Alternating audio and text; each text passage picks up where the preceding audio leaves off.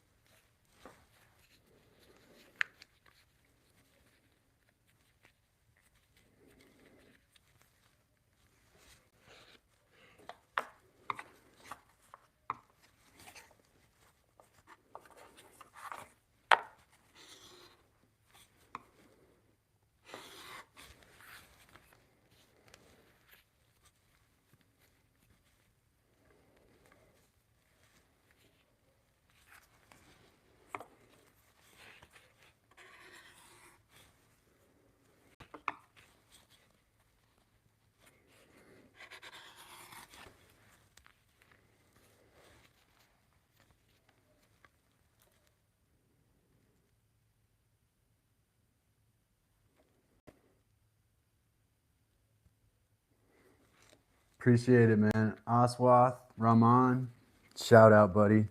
I take that, that's a deeply sincere compliment, and I truly appreciate that. So, shout out to Aswath Rahman if I said your name right. I hopefully didn't butcher your name. Big time shout out, buddy. That makes my day to hear those kind of things.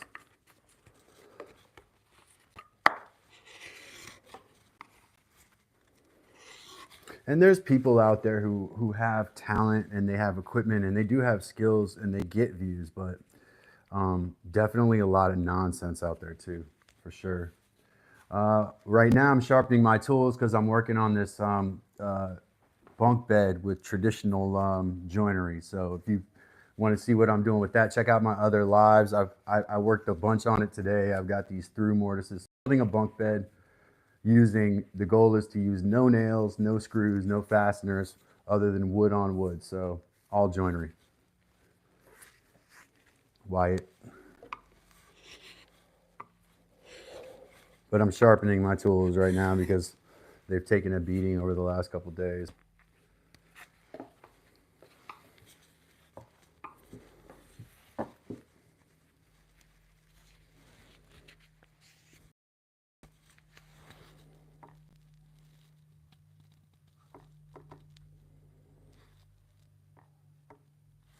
Love the comment though, Aswath Rahman. Very much appreciated.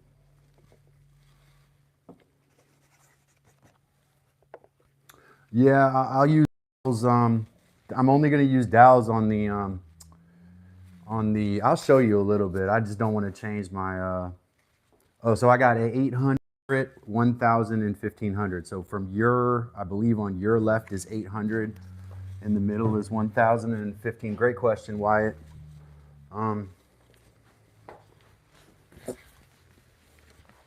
Try to respond to my viewers, and since you're here, man, I want to be responsive to you. So here's the bed so far. All you got is one vertical bent and another vertical bent. I had to remake posts yesterday, but I'm really proud of these through mortises I got. And the bottom, I got to work on this one a bit here. It's a pinned through mortise. And then I'm going to have bridle joints on the top from post to post. A bridle joint with two edges on it so I can hold the post like in position. That's the goal. What? So just dowels and in the corner braces, which I'm going to lay out somewhat today. Quality is coming and going. It's because the internet box is on the floor. Possibly if I move it up. Well, there goes my light.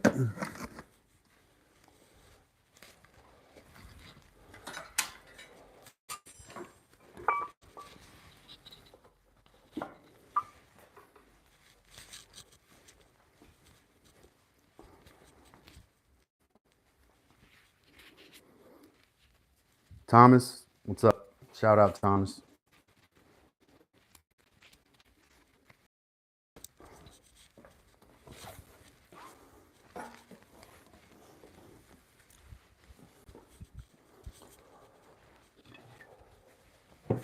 Now I got 800 grit to my right, your left. 1000. I got this little 30-degree wedge to help me keep my angle straight here. Just doing something I do a lot. Just basically just the sharpening tools with sandpaper review here. I got a little bit of buckskin here that I'm using as a strop.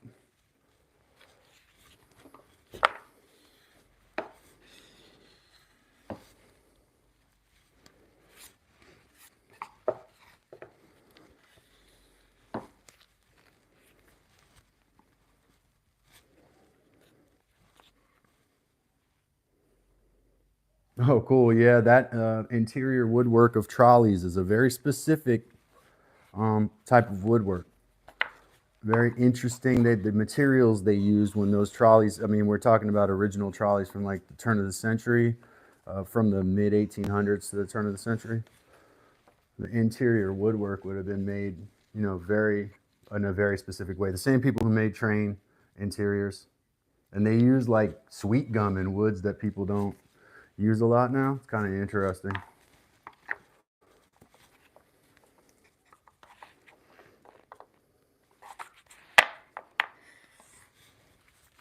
You're fine, man.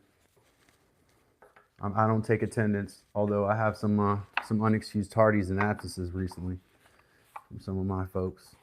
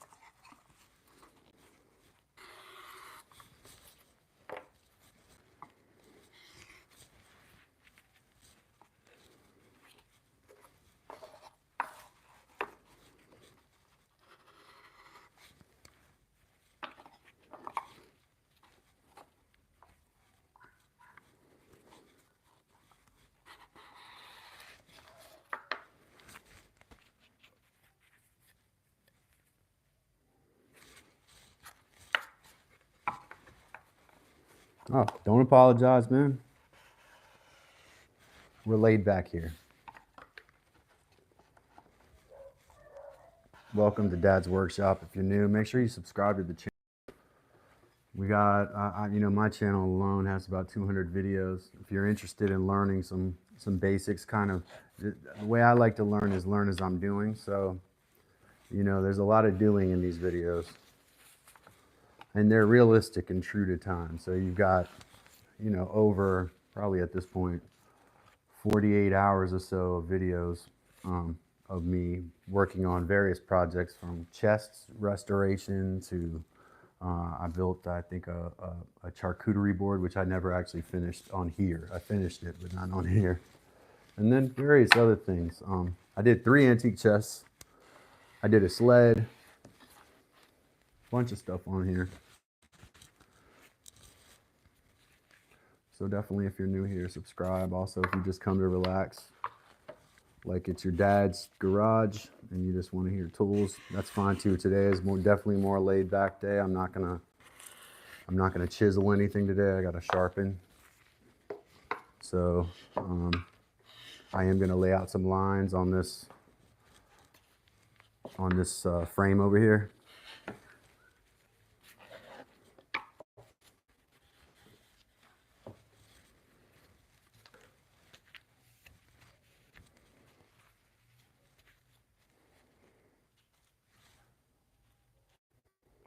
So when you're a limo driver, do you drive trolleys too?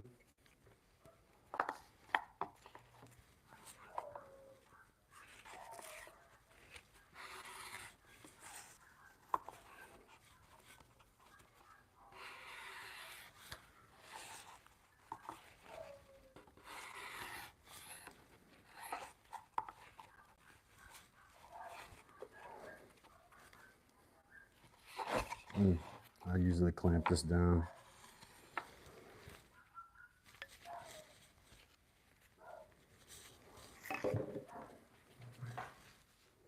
Some people were talking about picture frames the other day, so I do want to bring up this. There's alternative. Oh, it looks like my quality's a little low. Let me check my connection here.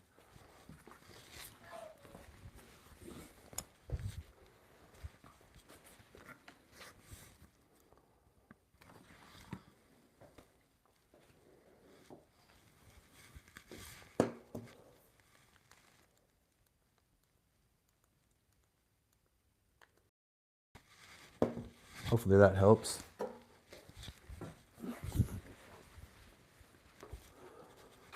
Somebody was talking about making a picture frame yesterday.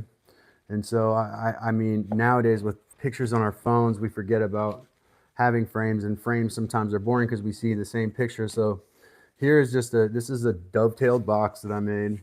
And this was a while ago that I made this dovetail box. And then I cut a small piece of ash and put that inside of it and screwed down Velcro so that, and gave the person several pictures. In this case, this is Mrs. Heather, Miss Heather with my kids. So I love this picture. And she has several of these where she can switch. And this is basically her picture frame. There's also a lid that fits on it too, so she can put them away when she wants.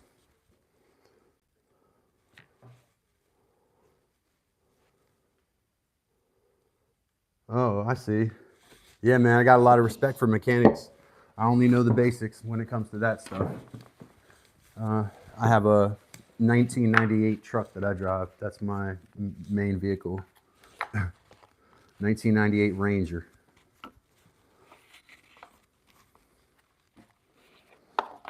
So as you might assume, I do have to do work on that quite a bit. But I am not an expert at mechanics. Bad with that stuff. You make a mechanic channel so I can subscribe to it. Oh, teak. So this is just made out of different. I've got like spruce. It's spruce and then southern yellow pine is what I've got on this frame. I'm not paying for expensive wood for a big frame. It's too expensive like that. Teak, very, very expensive wood. Beautiful wood.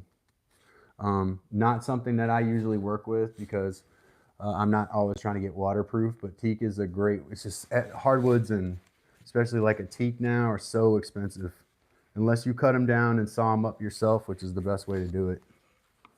So hopefully on this channel, I'll be getting a sawmill eventually, and we'll saw our own wood to make our own furniture, which is kind of how I started doing woodwork. I found a tree that was dead, standing, and I cut it down, and I turned it into a table many, many years ago. And that's what got me started. I took it from tree to furniture. Sawed all the boards with a chainsaw.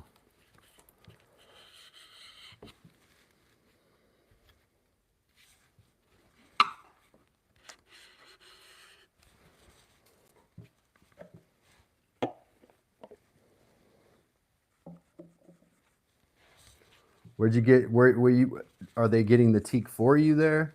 Or do you have to pay for it? Obviously you work there, so hopefully they don't. They'd be in danger leaving me with all that teak wood around in the shop. I'd be tempted to take some home and start working on my own stuff.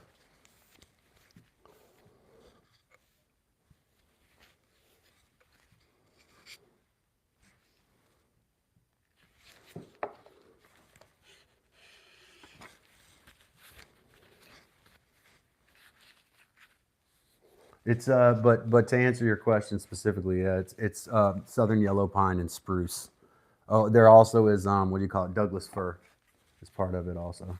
Southern yellow pine, spruce, and Douglas fir. So all mixed up and laminated together. Yeah, yeah. It's a tough vehicle.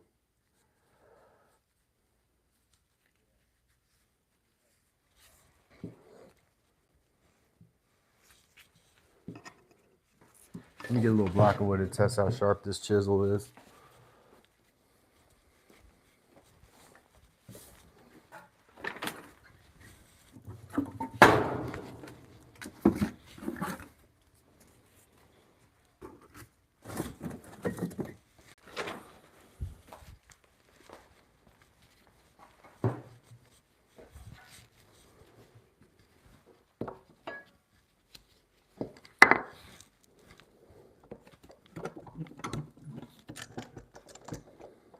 You should, man. You should make a channel. Oh yeah, me too. That's why, like, my favorite wood is longleaf pine. So the comment is, I'm thinking about making a channel now. I love the smell of pine. Is what Wyatt said. I do too. Southern yellow pine is my when I cut longleaf pine, that smell made me always want to work with conifers. Plus the wood is it's so much easier on your tools. It's very strong. The weight is not it's not heavy. I'd say I'd much rather work with like a spruce or Douglas fir than work with oak or even cherry. I like cherry for accents, but I'm not going to make a whole piece of furniture out of it.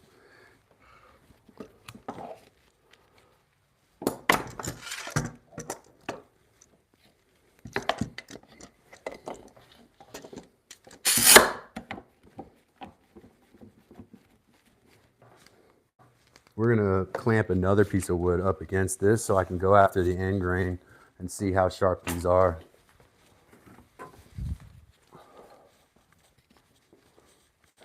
The way you're supposed to test your sharpness of your, and I don't have a bench vise right now, so I have to kind of make one up myself here.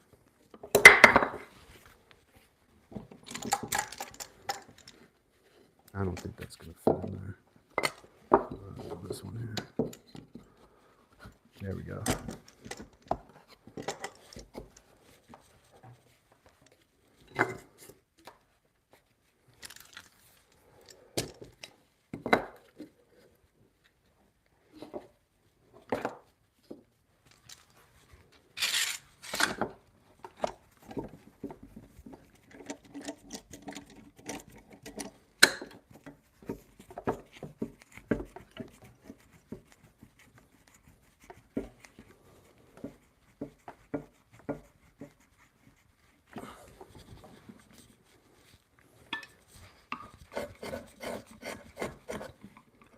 If your tool is sharp, it should slice through the end grain without crushing.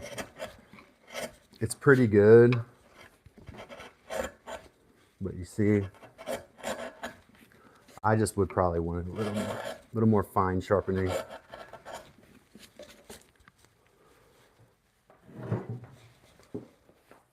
Yeah, definitely make a channel, bro. I'll subscribe.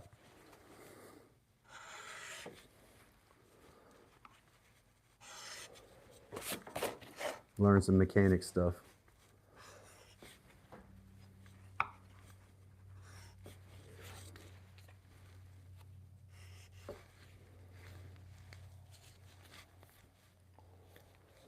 Robert G, what's up, Robert G? Whoops, lost my feed. There we go. Robert G, friend of the show. Welcome, Robert G.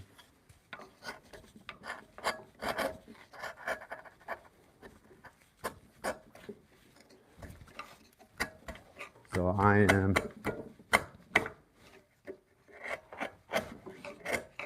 seemingly going through there. It's pretty sharp. It was getting dull from all the work it was getting done with it, but that's a little better.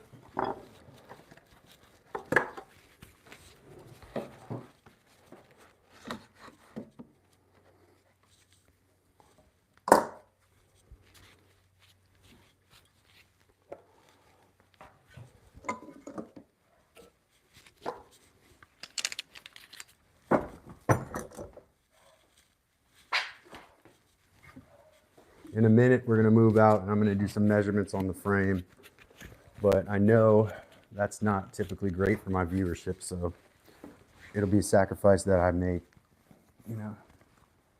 feel like Mr. Rogers that I'm on a live stream and tying my shoe. What's going on in your world, Robert G? Fill us in.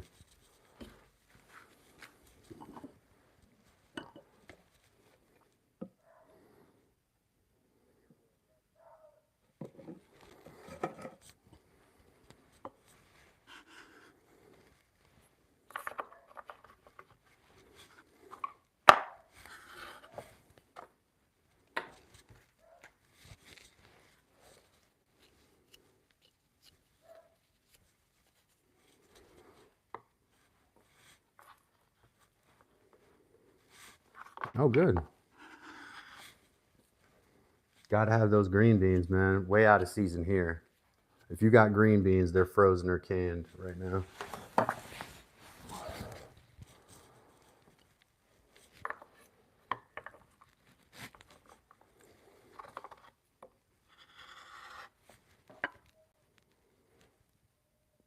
Yeah, man. Take care and drop that channel in the chat, or you know, find me on my other social media links, which you see on my description and on my page. Hit me up with one of those. Send me a DM and let me get subscribed to your channel too.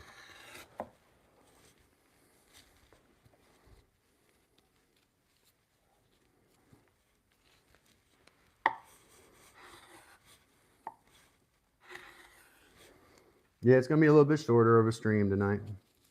So, because I'm gonna sharpen a couple of these chisels, and then I'm going to lay out some lines on that brace up there, on that frame, and then I'm gonna be done.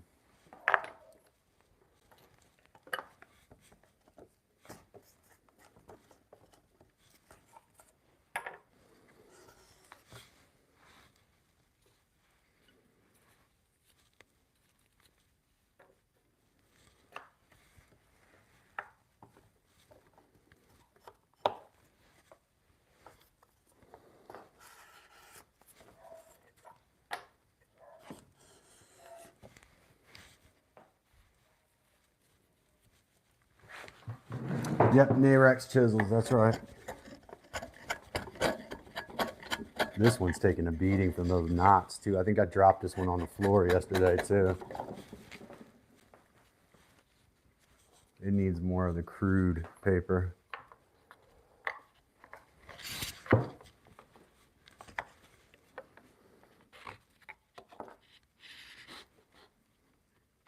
Hey, if you happen to know the steel softness of Narex chisels, that would be helpful, because I've got them at 30 degrees right now. I just kind of ballparked it with that. But depending on the hardness or softness of steel, you're supposed to adjust the angle.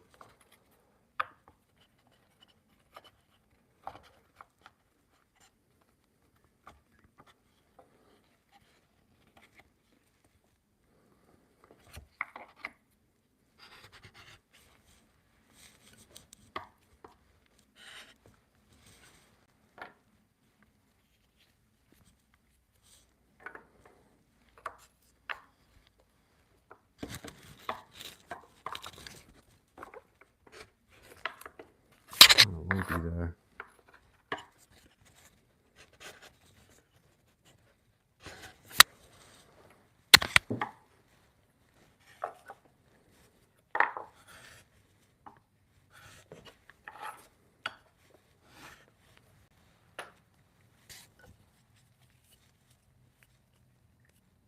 Yeah, I love these, man.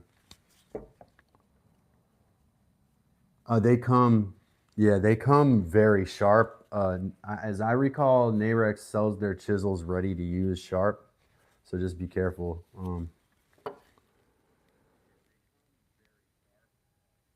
Good, appreciate that, Ashram. Yeah, man, that's what it is. Precision and patience, excuse me. Yeah, man. You know, I don't separate my approach to this shop from my approach to life, which is to do things carefully in general. Yeah, that's an excellent question on an existential level.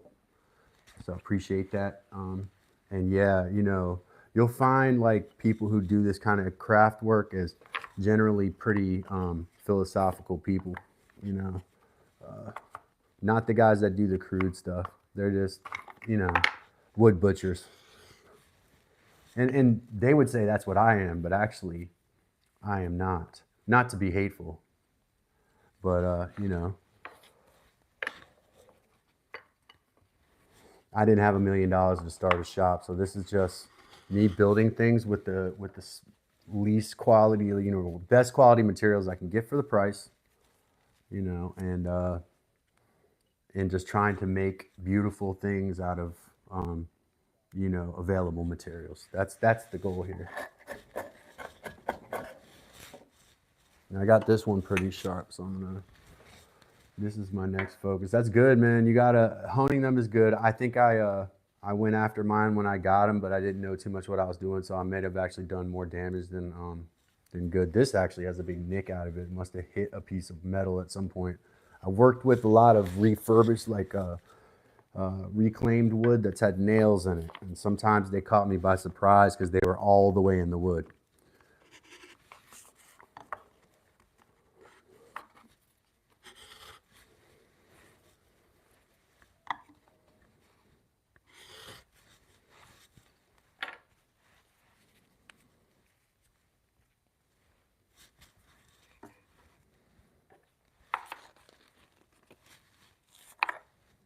Ashram, this is definitely your speed though, man. You should subscribe and you know, come in here and drop stuff like that. You know, those are great questions, and you can contribute a lot with your approach to you know, brain picking and whatever. Your question was excellent. Your comment was very thoughtful early on, and so you know, I would appreciate your presence as much as possible. You know.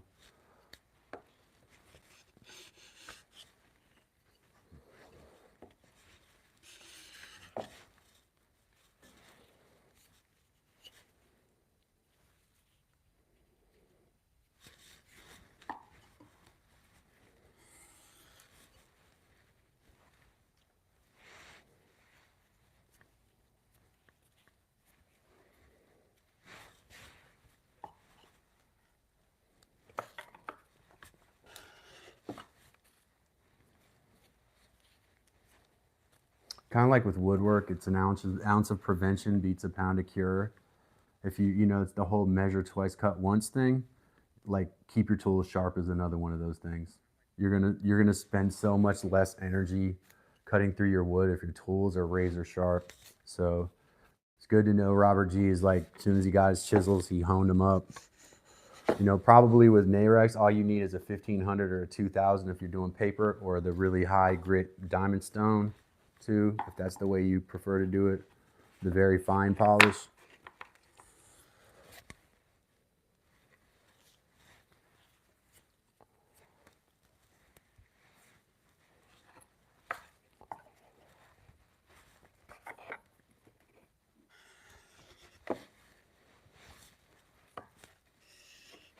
I just do one or two passes with the chisel flat. I should probably put it up against the edge just to get that micro bevel sharp.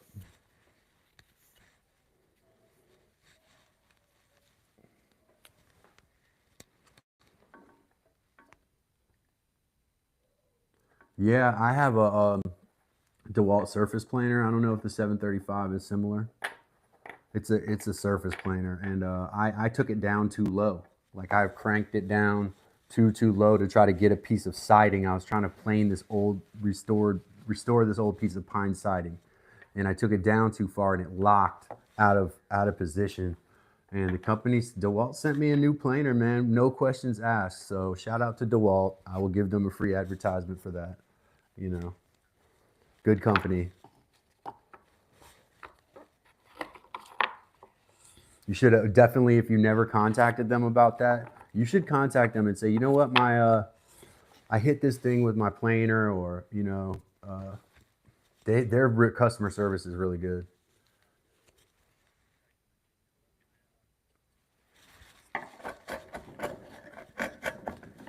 I'm not super happy with this one. Some flaws in this blade though make me think it's going to be hard to get it to.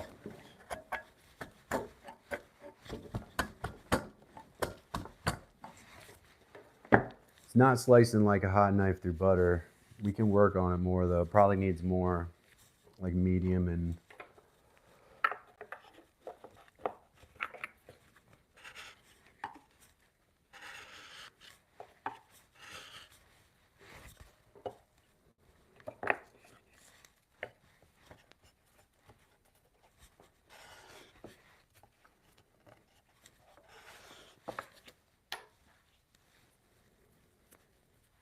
again, I'm using just a little tiny piece of buckskin I have. I ripped it off a larger piece.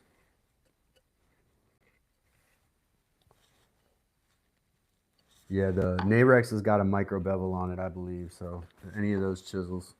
But if you're talking about the DeWalt planer, I don't know whether you're talking about actually a 735 as a hand planer or a surface planer.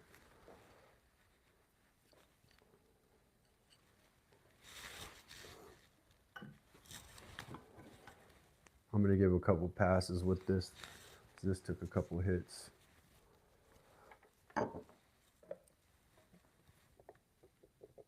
It is, man.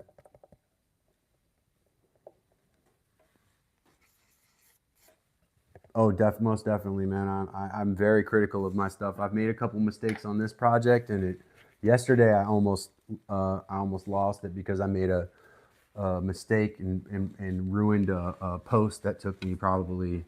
I mean, I could have used it, but it would have looked like trash, and it took me 30 hours, 20 to 30 hours of work to get that post in the way it was, and so that was a huge hit. And otherwise, there's a lot of things I want to improve about this design the next time I build this bed, and I am going to build another one for sure.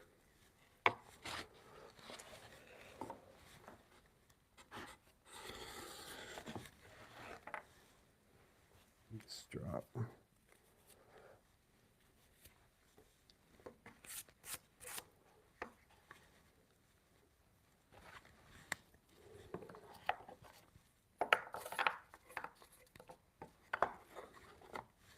Yeah, I'm definitely a harsh critic of myself for sure, man. Always things to improve upon. Aim for perfection, end up with mediocrity. If you kind of, sometimes that can upset you. Other times you're like, well, at least it worked. Next time I'll get it better.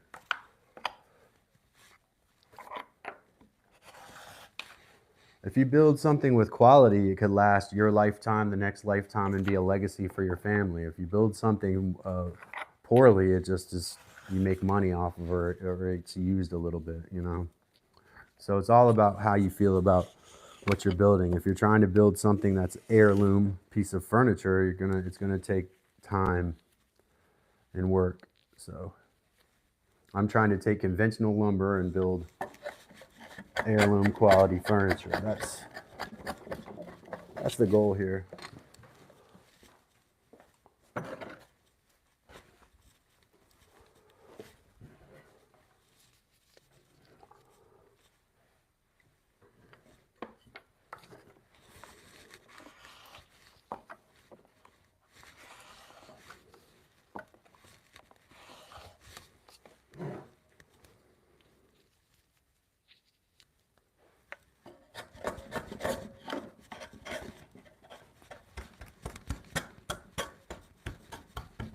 It's not crushing, but it's not as sharp as I want it yet.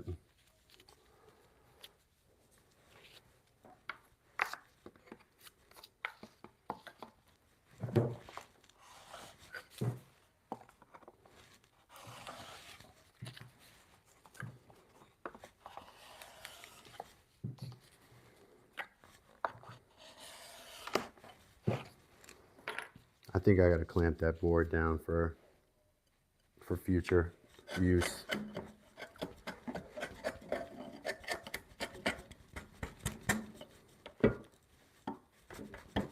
Clamp system I got here set up is not great either.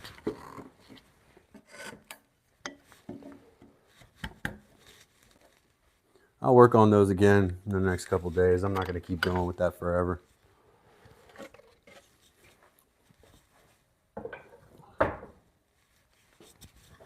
Move this photo box. This was what we were talking about last time. How you can make different things to hold photos. I made one of these that has 6 parts for my parents' anniversary. If you want to know more about that, join the Discord and ask me, and I'll tell you how to do it, or I'll give you the basic instructions on how to do it. All right, so this next thing that needs to be done is I got to use one of these pencils, and I got to mark 18 inches from center on this thing, or 18 inches from where the joint housing is.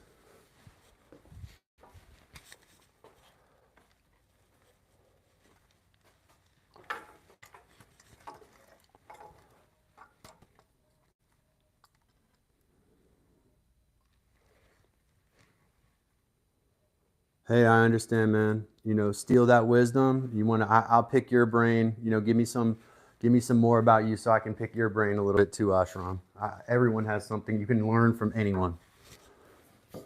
I was a teacher for 17 years in the public schools, and I would tell the students that they could learn from each other, and you can learn from stupidity as well. So there's all kinds of things you can learn from.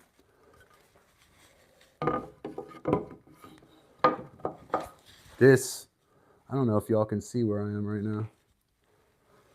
This is going to go here approximately, but it has to be at 18 inches, and it's best to measure and do it based out on the layout face.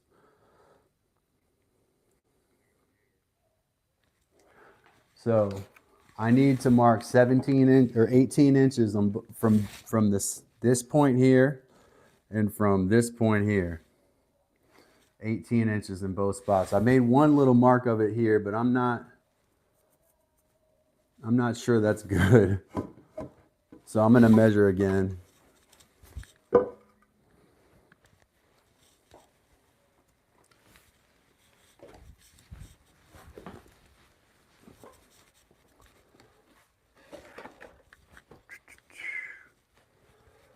I could use this yardstick, but I'd really prefer a tape measure in this spot.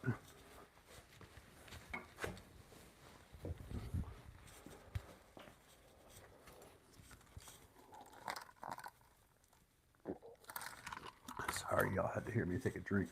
Dehydrated.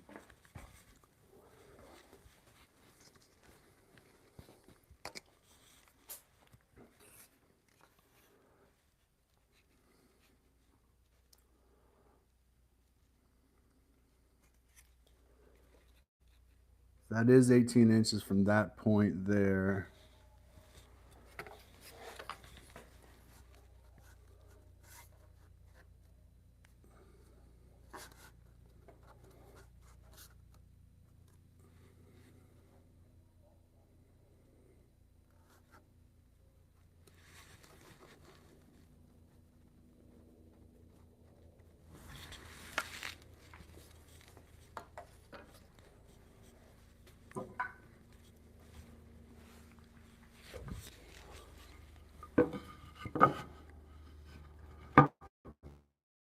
It's so tricky. Oh my goodness gracious. Let's see how close that mark that's right actually. Okay. We're getting somewhere. This got to be flush against this side. So now this is not going to be carved into the layout face. It's going to be inset in here, and that's why it's really tricky. So actually, it's going to have to be from the other angle, isn't it? The meat of this needs to be within it needs to have wood between it and the edge. That's important. So it doesn't matter if I lay it out on this side or the other side, but I have to decide ahead of time. But we found 18 inches in both directions.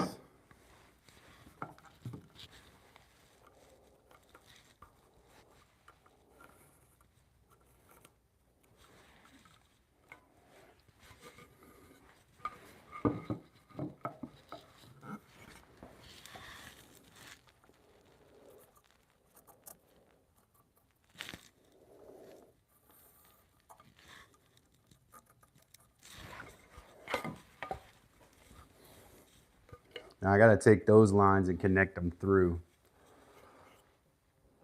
The 18-inch line I need a straight line down that way.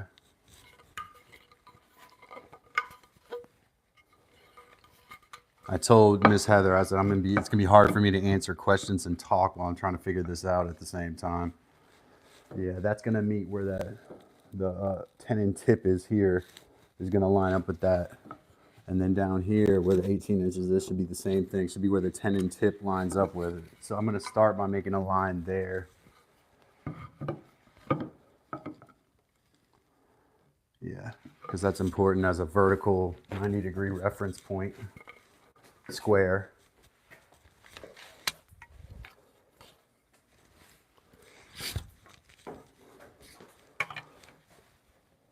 If I have to, I'll make it a little bit on the smaller side here. So on the shade inside the line a bit.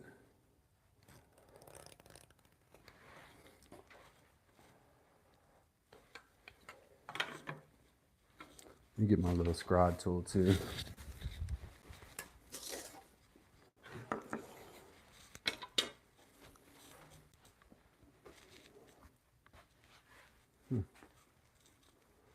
What do I do with that thing?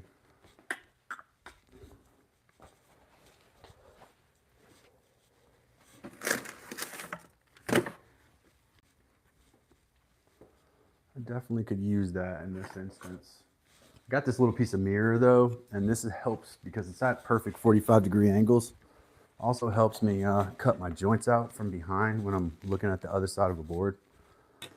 You know, I did something with my little scribe tool. I need that.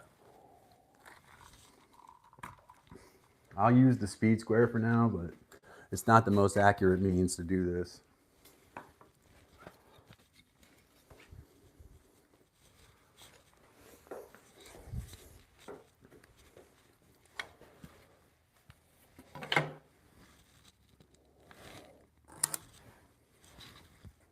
See, I already don't like that line. That's better.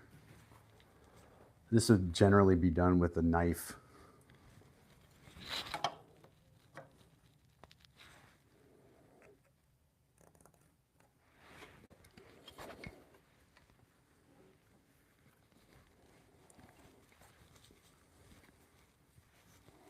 I want to transpose all those lines to the other side.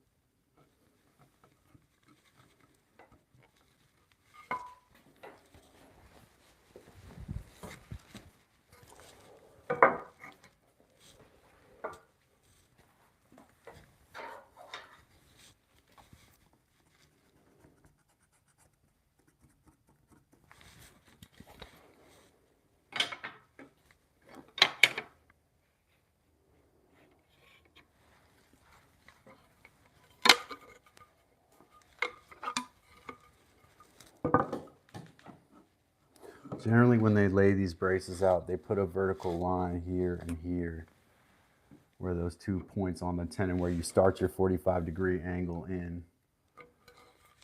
I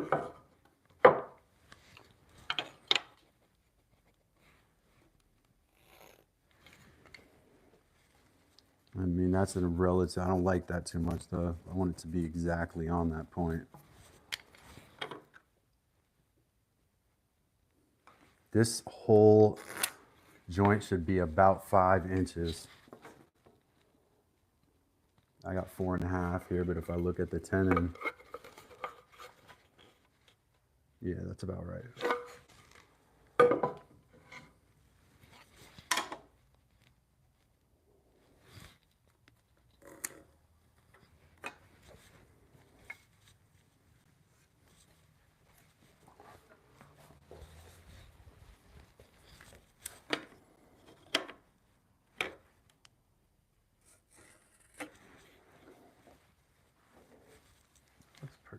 pretty decent there.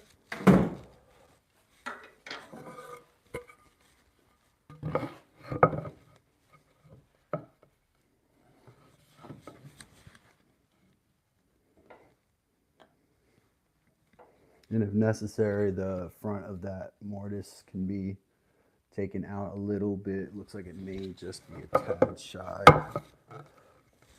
Let's see from the other side.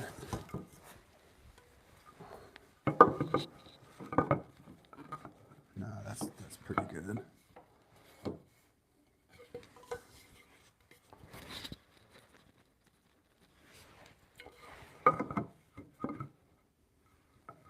I'm gonna go back and check to see if these end lines, because really this end line here should be at 18 inches approximately. Not approximately, exactly. And the hypotenuse of this triangle would be 25 and a half, 25 and 7/16. So I cut it 25 and a half. Tricky stuff. Yeah, it's real difficult stuff. Real difficult stuff. At least I find it difficult. The tradesmen that do it make it seem like it's easy, but I think that's kind of a joke.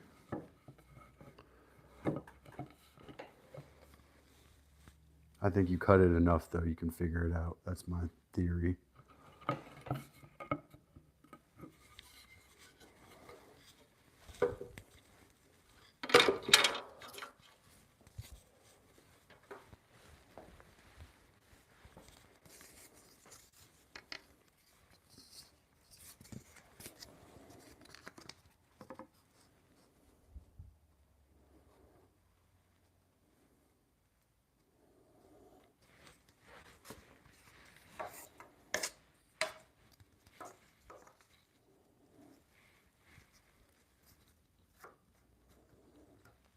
That seems about right.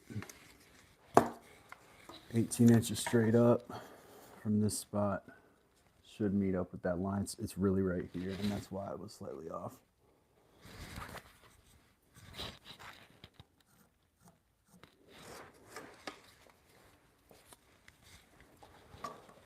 Measure 5 times, cut once. I have to trust the math that I did in this scenario, and it really makes me nervous to do so. So, with the shoulder on this thing, yeah, and this should be a 1/2 inch in that way. So.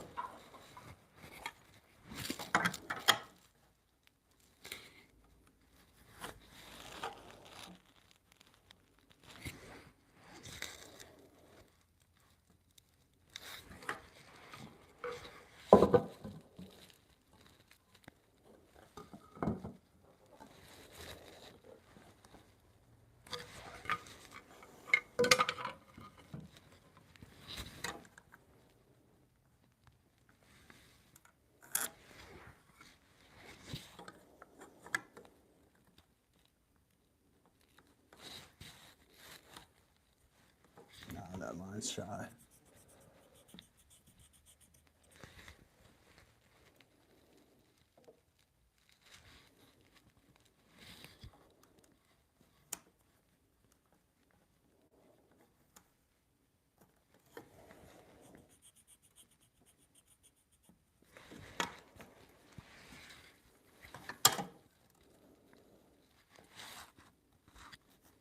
This is the end of the tenon, which is 1 inch at its max.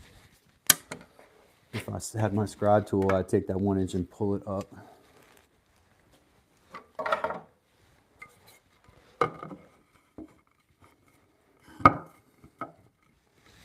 That's why I need to get it cleaned up around here so I can find all my tools. And this tenon needs to be cut too. There's some spots on this that are too high, like right here. It needs to be pared in a bit. And right here, you can see some pencil line that needs to be pared in as well. So there's work that needs to be done just to fit this individual joint. And I'm not going to rush it just for our YouTube live. So, yeah, this line's a bit far out. Don't want to go too deep with that. But I'll do that with the scribe tool. Then we have to take this and transpose it to the middle of this joint. So we have it right smack in the middle, because that's where I want this brace. I want it in the middle. If we can get that in the middle and I can put pins through, we'll be in good shape.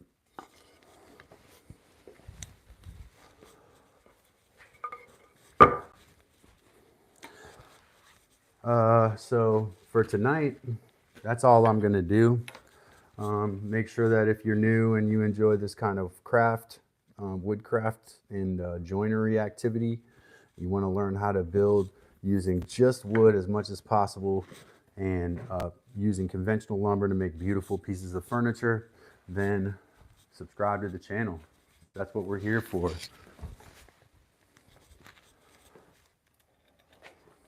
Other than that, ladies and gentlemen, I'm going to wrap it up for today. Shout out to Ashram, Robert. Shout out to Wyatt for coming by and subscribing. Shout out to Thomas, and appreciate everyone for coming through today. I'll be back tomorrow, same time. Let's keep working on beautiful joints and joinery, and come with me on this journey, and we'll do some more stuff, and you'll figure some things out yourself. Take care.